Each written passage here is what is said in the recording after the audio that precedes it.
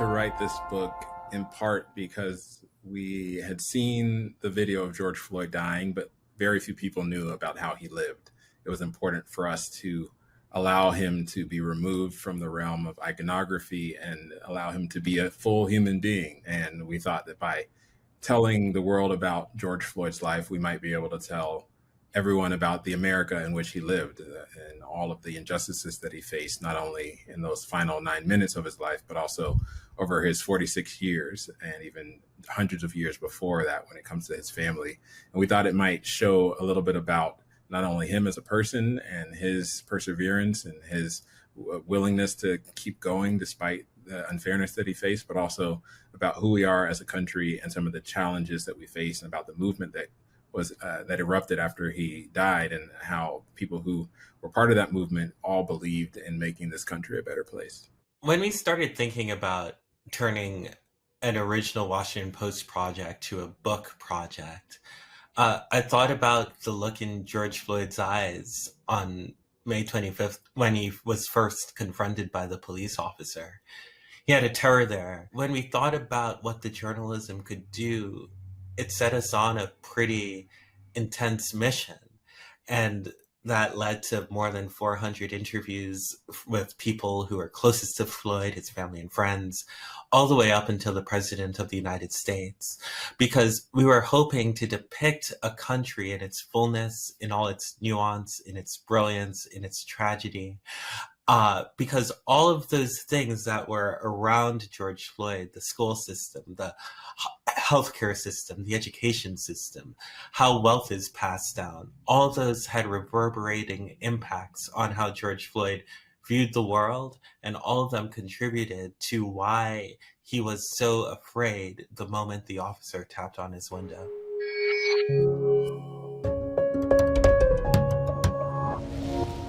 One of the things we wanted to capture in the book was the aftermath of George Floyd's death and how it shook this country and how it shook the world. We saw people taking to the streets. We saw protests. We saw a great coalition of people coming together. We saw, Black activists and white suburban moms and all kinds of different people from different backgrounds coming together to protest and to say that what happened to Floyd should not have happened, that it was a tragedy, that it should not be accepted in this country or in any country. We have seen changes on the local level. We have seen a number of different cultural changes. Corporations and institutions that are more attuned to the issues of systemic racism and diversity and inclusion. And there is a discussion that was not taking place at the same level before George Floyd died that now is part of our national consciousness. We have seen executive orders be signed, and there is a sense that his death did touch and change the world in a number of different ways. George Floyd's murder definitely touched the world, but I'd also caution that there is something else. We're seeing this continual festering and this continual amplification of things like white replacement theory. We're seeing this stubbornness in Congress about passing legislation that would make it easier for people of color to vote and harder for police officers to get away with killing people without a fair trial. And one of the things that touched me in this book, we talk about George Floyd touching the world, but there was something about it that touched me. And during the reporting, we not only saw the impact that racism had on a family, but we saw the impact that it had on strangers, on other Black people whose lives were lost through dubious police practices. We sat with white people who were trying to make sense of this country and couldn't. And I think there was a message that was really important. And that's, if we allow what we learned in 2020 to slip away, it's destined to repeat itself. And one of the things that we hope this book would do would be to remind folks not just of the lingering presence of racism in this country, but to re-spark that interest in trying to do something to acknowledge and confront it.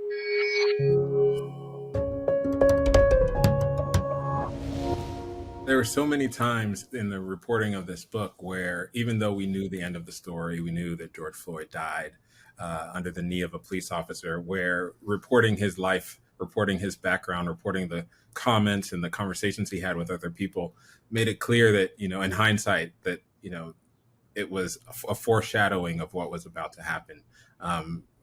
Obviously, the teacher who told him, I want to read about you in the newspaper. I want to read that you have done something to impact the world. And George Floyd himself saying, I want to touch the world. I don't want to rule the world. I don't want to run the world. I want to have an impact and touch the world. George Floyd had wanted the world to know his name even when he was a young boy. And obviously, tragically, the world came to know his name through his heinous death. And it was, impactful as writers to just, experience that and see those parts of his history. The quote that stays with me the most is when George Floyd's confronted by an officer and he's telling him that he's a good person, that he's nervous about going into the police car because he's claustrophobic. And then he says, "Why don't you believe me?" And that's not prophetic in the sense of what happened to George Floyd in his life, but I think it raised a question about, one, how we treat each other and what we choose to believe. And what the reporting helped to show was that in his death, people still had questions if he was a good guy, right? They still brought up his issues with drug dependency as a way of maligning his character without doing the research. If you look at the fullness and the context of his life, if you could understand that when over-the-counter drugs came into George Floyd's community, and many people started to have these drug dependency issues, these addictions, that it was looked on as something that was small, not worthwhile, who should care about them at all. And when those same sorts of things started happening in white suburban communities, there was billions of dollars sent to those communities for education, treatment, and research. It calls on us, not just as reporters, but as people who get to live, who lived past May 25th, 2020, to start considering the fullness of a person and to start thinking about the context of the lives in which they live.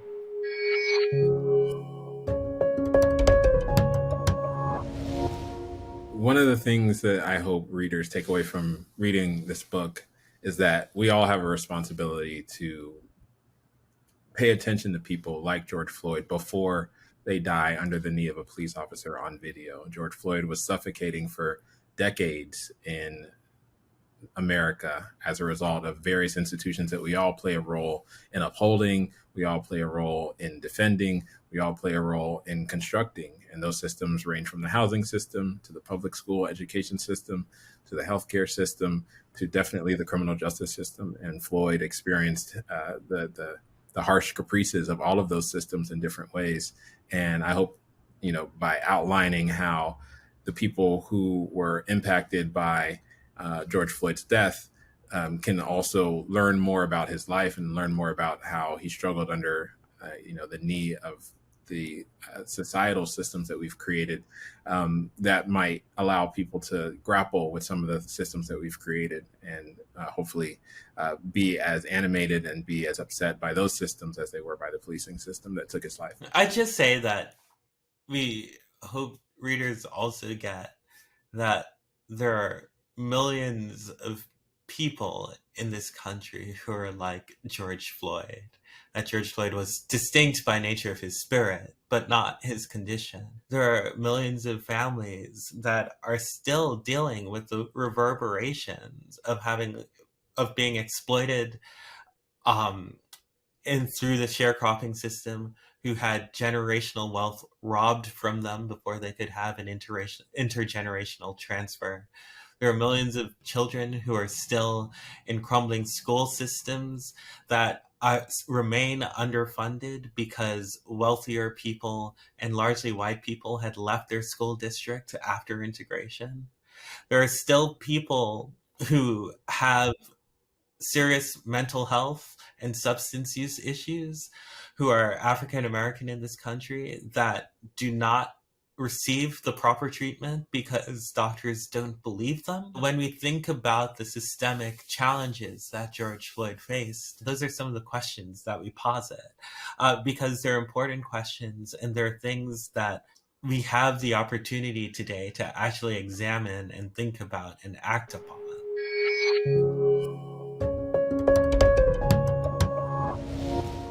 The question of what America needs to do to address its issues with racial injustice and inequality is a really significant one. And it's one that we didn't fully capture in this book. Policing is one of them. And there is a big policing bill that was debated for quite a while that ended up not passing in Congress. But there are several other pieces of policy on a number of different areas that could address the things that George Floyd faced in his life. We document a number of them in the book, from the criminal justice system and the inequalities there that lead people like George Floyd to get arrested at rates way higher than other communities that also have similar rates of drug use, to the public school system, which half a century plus beyond Brown versus Board of Education continues to be segregated in a number of different communities. And obviously the housing system that we all are dealing with has a number of inequities, and George Floyd experienced those over the course of his life. There are millions of other young boys who look like George Floyd that are continuing to experience those issues. So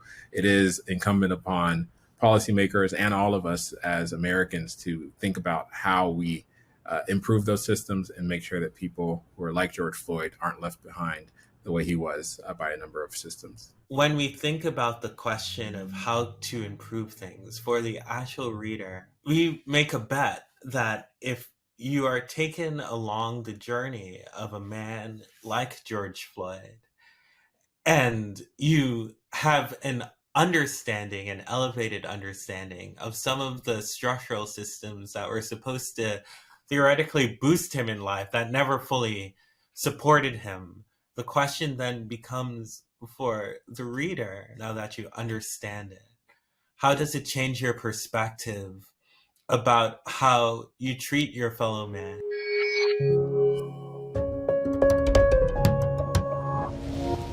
The part that stuck with me the most, going back to the 1800s, going back into the annals of history to see how all of the things that happened in this country impacted George Floyd's life, from the Civil War to the Emancipation Proclamation to Reconstruction and the era after Reconstruction, in which there was this backlash, as we're seeing in a number of different ways over the course of our history. We see progress followed by backlash, and that impacted George Floyd's family line. His great-great-grandfather was someone who worked hard and amassed 500 acres of land, who wanted to be able to pass that land and wealth down to his descendants, including George Floyd, but had it all stripped away from him before he died, and he died poor. And all of the generations leading up to George Floyd were hardworking people who also died poor because of the racist system that they tried to navigate. So just being able to research that, substantiate what I had heard from the family, helped to illustrate how the living history of this country is still very much living, even if it's 100 years past or 200 years ago. It's still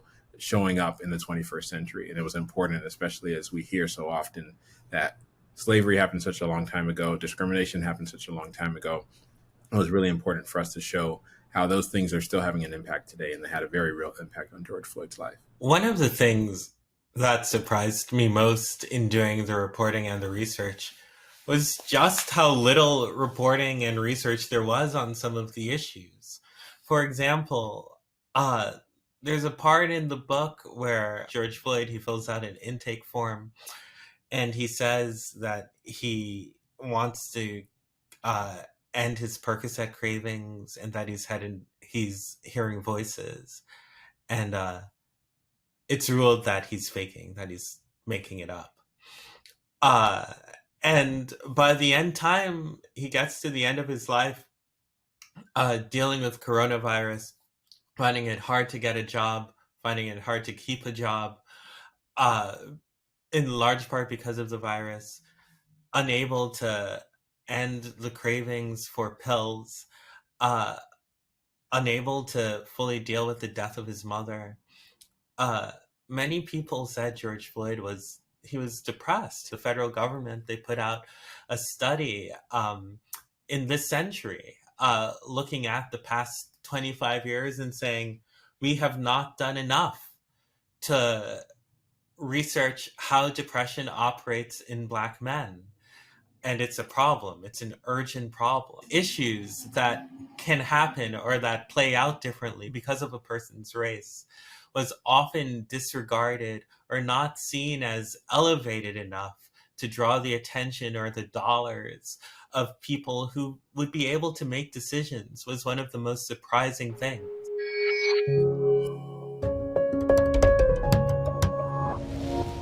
This book was a huge undertaking, and it was a difficult book to write. At times, it was traumatic to engage with the subject material, including the material of George Floyd dying, and including the material of him suffering under various systemic pressures that he faced during his life. One of the things that affected me personally was seeing George Floyd continue to strive and continue to believe in the American promise, and also watching the people who took up his cause after he died continue to believe that they could positively impact this country. That was inspirational to me. What I learned had to do with just the way I understood how history plays into the ideas of living today. That I used to think of racism as sort of a dark cloud or a lingering stain on the fabric of this country. But as I saw so many different types of people being affected and impacted by it, not just the Floyd family and other people of color, but white people who sometimes ingest the toxicity of what racism does, it began to feel like to me that it was something that was far more insidious and invasive on our spirit, both individually and collectively, that we needed to deal with and address.